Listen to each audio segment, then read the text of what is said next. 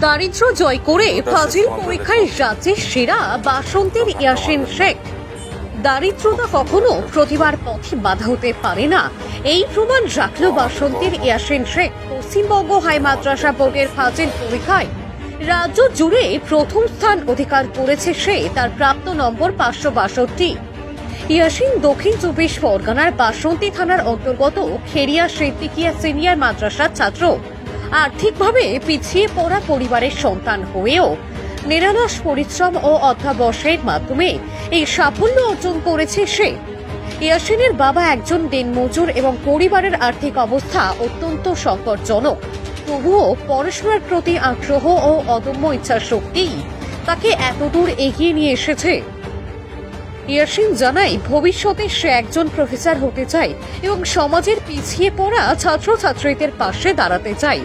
তার এই সাফল্যে খুশি পরিবার, এলাকাবাসী ও মাদ্রাসার শিক্ষকবৃন্দ।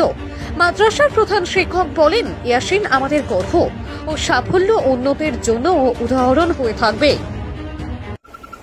আলহামদুলিল্লাহ, আমি আশা করিনি যে আমি ফার্স্ট হয়ে যাব। যখন আমি রেজাল্টটা দেখছিলাম লাইভে, মাদ্রাসা বোর্ডে এমনি খুব সীমিত লাইভ হয়, তো এক জায়গায় দেখছিলাম, সেখানে মানে যখন দেখেছি আমি নিজেকেই বিশ্বাস করতে পারি না। আমি সঙ্গে সঙ্গে লাইভ কেটে দিয়ে আর কি পড়ে গিয়েছি যে আমার এতটা আশা ছিল না যে ফার্স্ট হয়ে যাব, মানে যে র্যাঙ্ক হবে এটুকু আশা ছিল, কিন্তু ফার্স্ট হবে এটুকু আশা ছিল না। আলহামদুলিল্লাহ, আজকে যাদের অবদান আমার পিছনে রয়েছে, আমার পিতামাতা, দাদা দাদি, হ্যাঁ, বিশেষ করে আমি তো কোনো টিউশন নিইনি, সেইভাবে অনলাইনে পড়তাম দু জায়গায়।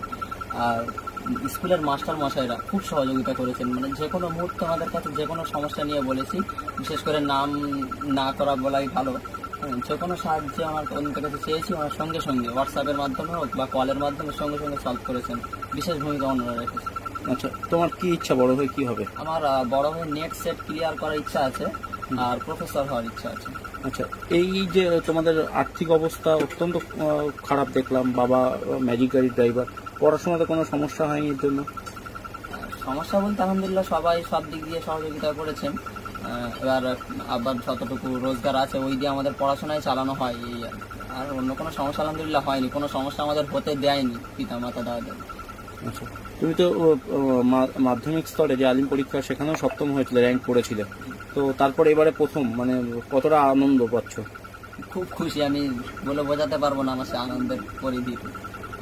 আচ্ছা আচ্ছা, তোমার কাছে একটা প্রশ্ন আছে, সেটা হচ্ছে রাজ্য জুড়ে যে শিক্ষকদের ধরো এইরকম অবস্থা, চাকরি হারিয়ে যাচ্ছে, এই সম্পর্কে কি তোমার কি বক্তব্য আছে, যেহেতু তুমি শিক্ষকের লাইনে যেতে চাইছো? সবচেয়ে বড় কথা হলো, মানে প্রথম থেকেই যখন আমার এই লাইনে যাওয়ার ইচ্ছা, তখন থেকেই একটা মনে ভয় কাজ করে যে বিশেষ করে পশ্চিমবঙ্গ রাজ্যের ব্যাপারটা, মানে এখানে শিক্ষকদের যে হেনস্থা সর্বদাই দেখে আসছে, আর এই কদিনে তো আরও দেখছি শিক্ষকদের চাকরি হয়তো না অনেক দিন দিয়ে যাবৎ, কিন্তু সে কজনেই হয়েছিল তাদের সমস্ত চাকরিতে বাতিল হয়ে গিয়েছে। আমি আশা করব তারা তাদের আর কি যথাযোগ্য যারা রয়েছে তাদের জায়গা পান এবং স্কুলগুলো আবার শিক্ষকদের ভরে উঠুক, কেননা শিক্ষক কম থাকলে তো ক্লাস করানো সম্ভব নয়। আর আমরা যেহেতু আমাদের মতো বিশেষ করে ছেলেরা, আমরা তো পুরোপুরি স্কুলের শিক্ষকের ওপরেই নির্ভরশীল। এবার যখন একজনের দোষে সকলে সাজা ভুগছে, সেটা করা আমার মনে হয় উচিত হয়নি, এবং অবশ্যই তাদেরকে যারা প্রকৃত যোগ্য তাদের জায়গা তাদেরকে ফেরত দেওয়া। কি নাম তোমার? ইয়ামিন শেখ। কত পেয়েছো তুমি নাম্বার? আমি 562 পেয়েছি, 600 মধ্যে। আচ্ছা, ঠিক আছে। আমি বলবো যে আজকে আমার ছেলে যে হারে মানুষের কাছে উজ্জ্বল হয়ে এসেছে, প্রত্যেক ঘরে ঘরে এমন ছেলে তৈরি হোক, পড়াশোনার জগতে আরও মুসলিম সমাজটাকে আরও এগিয়ে নিয়ে যাক। আরও গর্ব যে আমার এই গরিবানা মতে আমার ছেলেগুলো যেভাবে তৈরি হচ্ছে, আরও সরকারি সহযোগিতা কিছু যদি হয়, আরও ভালো জায়গায় আমার দুটো ছেলে মেয়ে আছে, আরও যেতে পারবে, তাদেরও পড়াশোনা ভালো। আচ্ছা, আপনার তো আর্থিক অবস্থা খুবই খারাপ দেখছি, ঘর বাড়ির অবস্থা এরকম, তাই এর মধ্যে দিয়ে ওকে পড়াশোনা করাতে কষ্ট হয়নি, অসুবিধা হয়নি? কষ্ট হচ্ছে হয়তো একটু, তবুও কী করবো, ছেলে শিখতে চাইছে, আমরা যথেষ্ট চেষ্টা করছি। মা আছে, আব্বা আছে, আমার পাশে সহযোগিতা করছে। সরকারের কাছে কোনো আবেদন আছে? সরকারের কাছে আমার আবেদন, আমাদের এই অবস্থা, আমার একটা ঘর হলে ভালো হয়, ছেলেটা যাতে একটু সুস্থভাবে থাকতে পারে। বর্ষার সময় আমাদের একটু খুব অসুবিধা হয়। কি নাম আপনার? ইব্রাহিম শেখ। আচ্ছা, আপনি কি করেন? আমি ম্যাজিক গাড়ি চালাই রুটে। আচ্ছা, ক্যানিং টু গাটখালি রুটে ম্যাজিক গাড়ি চালাই। সারাদিন ইনকাম কত হয়? ইনকাম আমার মাসিক ওই 7,000-8,000 টাকা মতো।